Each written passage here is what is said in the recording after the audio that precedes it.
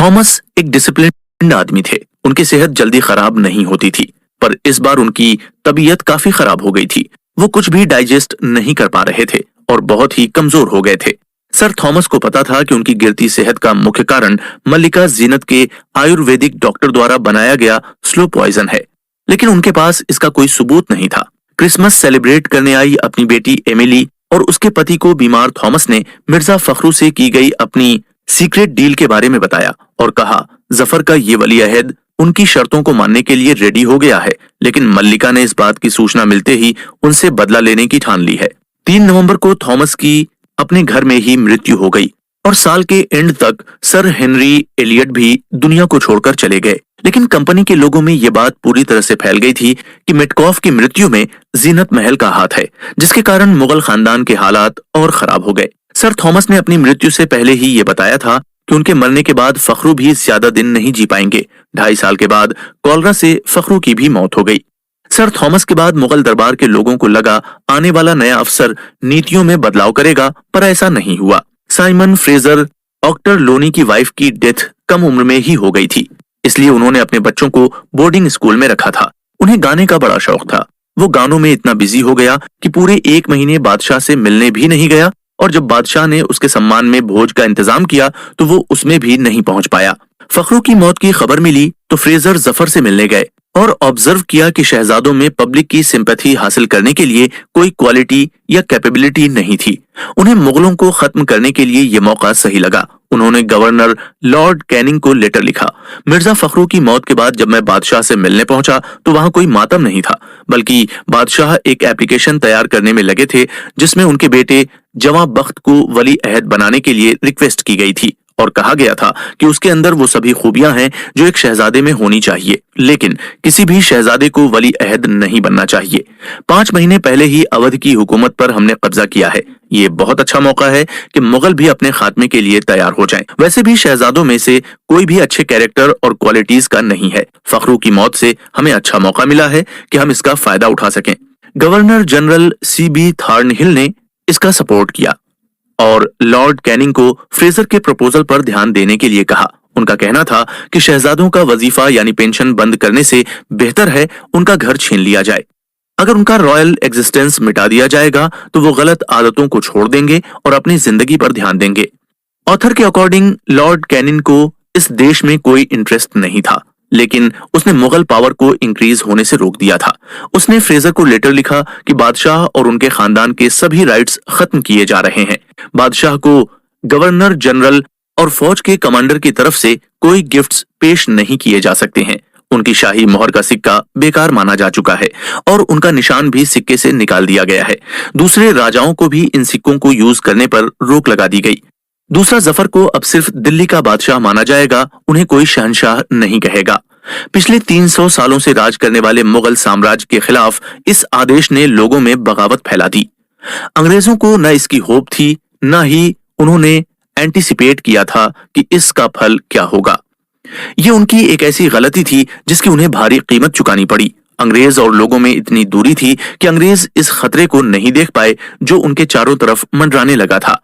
मिर्जा फखरू के मरने के 8 महीने बाद एक एडवर्टाइजमेंट जिस पर एक तलवार और ढाल बनी थी, ये जामा मस्जिद की दीवार पर चिपका हुआ मिला, जिस पर लिखा था कि ईरान के बादशाह की तरफ से ऐलान किया जाता है कि ब्रिटिश फौज को ईरानी फौज ने हरा दिया है और अब वो जल्दी ही हिंदुस्तान की तरफ रवाना हो रही हैं ताकि दिल्ली को ईसाइयों से मुक्त करवा सके।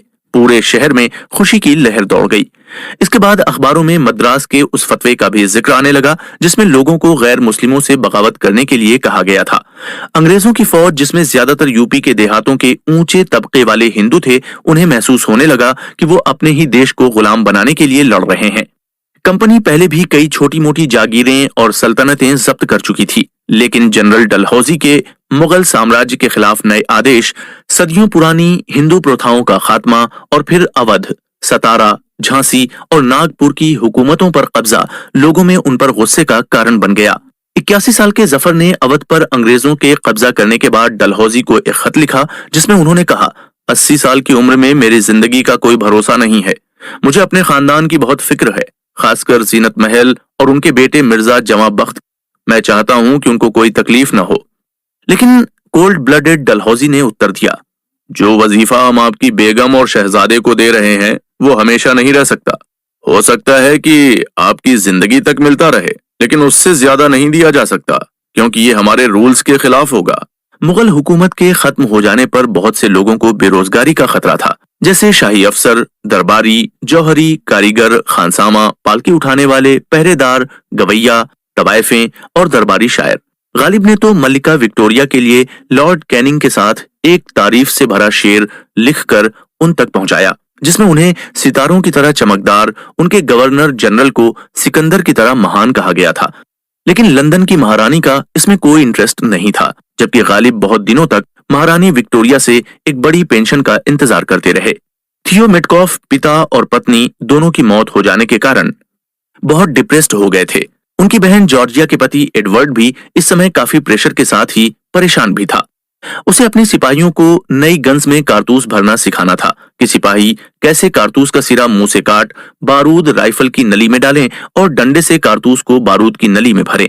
सिपाहियों को यह तरीका अच्छा नहीं लग रहा था। तभी एक र्यूमर फैल गई कि कारतूस में जो चिकनाई इस्तेमाल की जाती है वो गाय और सुअर की चर्बी से बनी है। सिपाहियों ने इसे इस्तेमाल करने से मना कर दिया था। उनका मानना था कि अंग्रेजों ने ये जानबूझकर किया है ताकि सिपाहियों का धर्म खराब हो, और ये उनकी बगावत का कारण भी बना। पर असंतुष्ट सैनिकों में बगावत का कारण सिर्फ यही नहीं था, बल्कि हिंदुस्तानी सिपाही का वफादारी से काम करने के बावजूद भी सूबेदार या मेजर के पद से आगे नहीं बढ़ पाना, फौज की कम तनख्वाह और कानून, अंग्रेज अफसरों का हिंदू सिपाहियों से रूडनेस का व्यवहार, सिपाहियों की डाक का खर्चा और लड़ाई भत्ता भी कम होना भी बगावत के कारण थे। लेकिन डलहौजी ने इस बात को जानकर भी इग्नोर कर दिया और कहा कि थोड़े से सिपाहियों की बगावत से ब्रिटिशर्स को हिंदुस्तान में कोई खतरा नहीं है। डलहौजी ने टाइटलर से अपने रेजिमेंट को रंगून भेजने का हुक्म दिया। उसके रेजिमेंट में ज्यादातर ऊंची जाति के लोग थे, जिन्हें समुद्र पार जाने की मनाही थी। उन्हें जाने को कहने से बगावत हो सकती थी। टाइटलर के हुक्म के बाद भी सैनिकों ने समुद्र के रास्ते से जाना मना कर दिया। डलहौजी ने उसकी पूरी रेजिमेंट को पैदल मार्च करके ढाका जाने का हुक्म दिया, जिसके कारण रेजिमेंट में 5 महीने के अंदर केवल 3 सैनिक ही जिंदा रह सके और सैनिकों का गुस्सा बढ़ गया। 29 मार्च को बंगाल में एक सिपाही मंगल पांडे ने बगावत कर दी और 2 अफसरों को गोली मारकर जख्मी कर दिया। उन पर मुकदमा चला और बाद में उन्हें फांसी दे दी गई। थर्ड लाइट इन्फेंट्री ने भी इस कारतूस को चलाने से इनकार कर दिया, जिसके कारण उन सभी को गिरफ्तार कर लिया और टाइटलर के करीबी दोस्त मंसूर अली को कोर्ट मार्शल की अध्यक्षता करने के लिए दिल्ली बुलाया गया।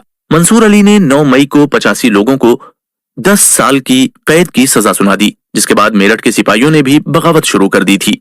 असंतुष्ट सिपाही नाव में बैठकर यमुना पार अपने शहंशाह की तलाश में दिल्ली के अंदर दाखिल हो गए थे और इसके बाद सिपाहियों की नफरत अंग्रेजों के दर्दनाक कत्लेआम के रूप में सामने आई। अगले एपिसोड में आप जानेंगे कि किस तरह सिपाहियों के दिल में बसी नफरत ने कत्लेआम का रूप ले लिया।